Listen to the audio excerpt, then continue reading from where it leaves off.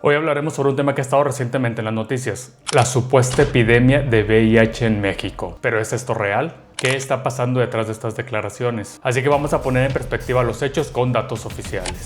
¿Es México realmente un epicentro de una nueva epidemia de VIH como algunos medios han sugerido? ¿O quizás hay otros factores que están influyendo en la forma en que percibimos el problema? El virus de inmunodeficiencia humana, conocido como VIH, fue identificado por primera vez en los Estados Unidos en 1981 y rápidamente se extendió a nivel global, convirtiéndose en una preocupación de salud pública mundial. En México, al igual que en otros países, la respuesta al VIH fue relativamente lenta, derivado de muchos factores, incluyendo la falta de conciencia, el estigma asociado a la enfermedad y la falta de un tratamiento efectivo. En los primeros años, el VIH se vinculaba principalmente con grupos de riesgo, como lo son hombres que tienen sexo con hombres, usuarios de drogas inyectables y personas que trabajaban en la prostitución. Esto creó un entorno de estigmatización que dificultó la identificación temprana de la enfermedad y el acceso a la atención médica adecuada. En los años 80, el VIH llegó a México, en un contexto global donde la información sobre el virus y sus efectos aún era limitada. Aunque en países como en Estados Unidos se empezaba a reportar casos de una extraña enfermedad que afectaba el sistema inmunológico, en México la reacción inicial fue de incredulidad. La enfermedad era conocida principalmente como el SIDA, el síndrome de inmunodeficiencia adquirida, y su vinculación con ciertos grupos de riesgo como lo eran los hombres que tienen sexo con hombres y los usuarios de drogas inyectables, sumió el tema en un silencio social y político. El estigma y la falta de información llevaron una reacción retardada ante el problema. El sistema de salud mexicano no estaba preparado para afrontar una pandemia en 1980 con el VIH. No existían políticas claras o infraestructura destinada al tratamiento y a la prevención. Las autoridades sanitarias de la época, especialmente en el Instituto Mexicano del Seguro Social, IMSS, y la Secretaría de Salud, comenzaron a recibir informes esporádicos de personas con síntomas relacionados con el SIDA, pero no fue hasta mediados de la década cuando se comenzaron a implementar respuestas más organizadas. En 1986, México reportó los primeros casos de VIH y la Secretaría de Salud comenzó a tener más información sobre la magnitud de la crisis. Sin embargo, las pruebas diagnósticas aún no estaban disponibles de manera amplia y por lo tanto muchos de los casos no se detectaban a tiempo, lo que dificultaba la identificación de la enfermedad. En términos de prevención, la política mexicana no fue agresiva en los primeros años debido al desconocimiento generalizado del virus. El uso de preservativos, por ejemplo, no era promovido por el gobierno y en realidad esto solo generaba más estigmatización en las personas que padecían VIH. La postura política de los gobiernos mexicanos en los años 80 ante esta crisis fue marcada por una negligencia inicial, seguido por una resistencia a abordar el tema de manera abierta. El estigma social,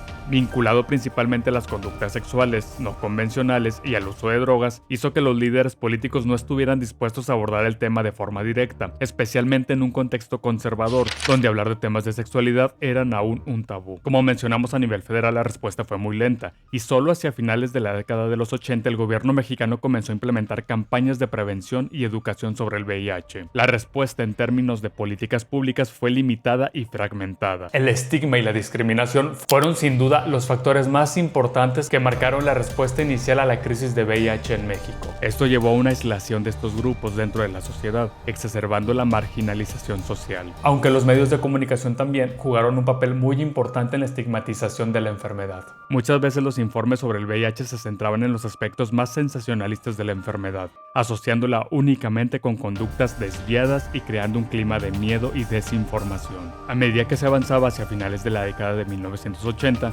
el gobierno empezó a reconocer la gravedad de la situación y a tomar medidas para abordar la crisis del VIH. Y fue hasta 1989 que la Secretaría de Salud lanzó su primera campaña preventiva contra el VIH, promoviendo el uso del preservativo como método de prevención. Aunque esta campaña fue un paso importante, la resistencia social y la estigmatización de los grupos más afectados limitó su impacto. A medida que la epidemia avanzaba, el gobierno mexicano y organizaciones internacionales comenzaron a tomar conciencia de la gravedad del problema y se implementaron estrategias de prevención más eficaces. En 1990, el gobierno mexicano lanzó la primera campaña nacional de información sobre el VIH, que incluía la distribución de condones y el formato de la educación sexual en las escuelas. En 1996, se dio un gran paso con la introducción del tratamiento antirretroviral en México, lo que permitió que muchas personas infectadas con VIH pudieran llevar una vida más larga y saludable. Esta terapia marcó un antes y un después en el manejo del VIH, transformando la enfermedad de una sentencia de muerte en una condición tratable y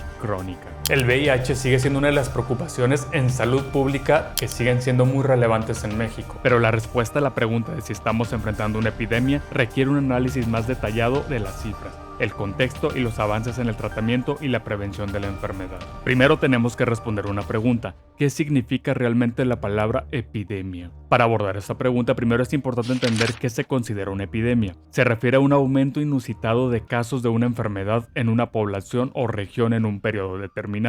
Sin embargo, hablar de una epidemia de VIH en México no es tan sencillo, ya que depende de varios factores. A diferencia de las enfermedades contagiosas como lo son la influenza o el ébola, el VIH no se propaga de forma explosiva en un corto periodo, sino que se mantiene a niveles más estables y con variaciones en la tasa de nuevos casos, particularmente dependiendo del acceso a pruebas y tratamiento. México ha experimentado un aumento en los casos diagnosticados de VIH en la actualidad. Según los últimos datos de la Secretaría de Salud, los casos de VIH han ido aumentando, pero en realidad si vemos las tablas que nos proporciona la Secretaría de Salud, vemos que el año 2024 tuvo menos casos en comparación a sus 2 años predecesores, teniendo en 2024 cerca de 14,000 casos. Si lo comparamos con 2022 y 2023 rondaban cerca de los 18,000, lo que demuestra un descenso en los casos en el último año. Esto ha dado a pie a que algunos medios de comunicación expertos utilicen términos como epidemia para describir la situación. Sin embargo, es importante contextualizar estos números. El aumento de diagnósticos no necesariamente implica un incremento en la propagación descontrolada del virus,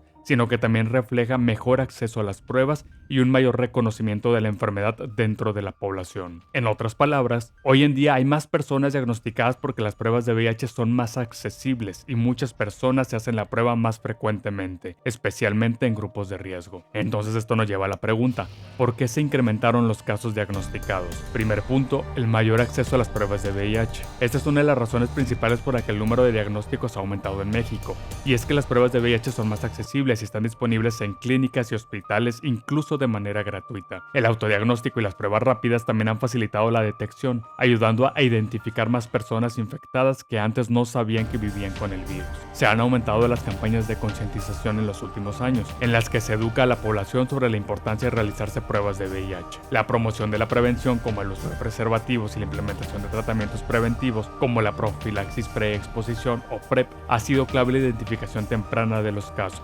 Mejoras en los diagnósticos tempranos.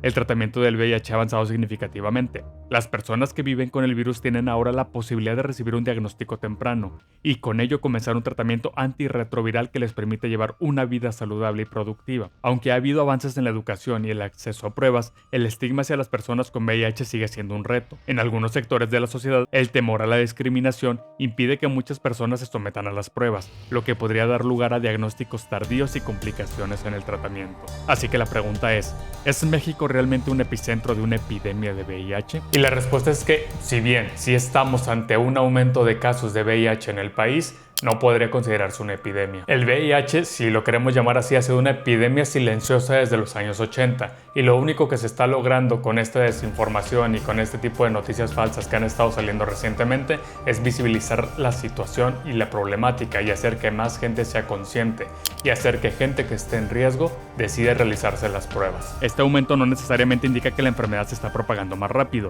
sino que el sistema de salud está siendo más eficiente en identificar a las personas infectadas. En conclusión, aunque el VIH sigue siendo una preocupación importante de salud pública en México, no estamos frente a una pandemia. Gracias a los avances en el diagnóstico, el tratamiento y la prevención, el VIH en la actualidad se ha convertido en una enfermedad crónica y manejable, y las personas que viven con él pueden tener una vida saludable y plena si se recibe atención de manera adecuada. Es crucial que todos sigamos informándonos, cuidándonos y apoyando a aquellos que viven con VIH, porque solo con compromiso, empatía y acción conjunta podremos realmente avanzar hacia un futuro en el que esta enfermedad no sea una barrera, sino simplemente una condición manejable como muchas otras enfermedades. La desinformación también es una enfermedad y se combate con conocimiento. Si este video te ayudó a ver las cosas con más claridad, suscríbete, dale like al video y activa la campanita para poder seguir hablando de salud, no con miedo ni con rumores, sino con datos científicos. Gracias por ver el video y nos vemos hasta la próxima. Muchas gracias.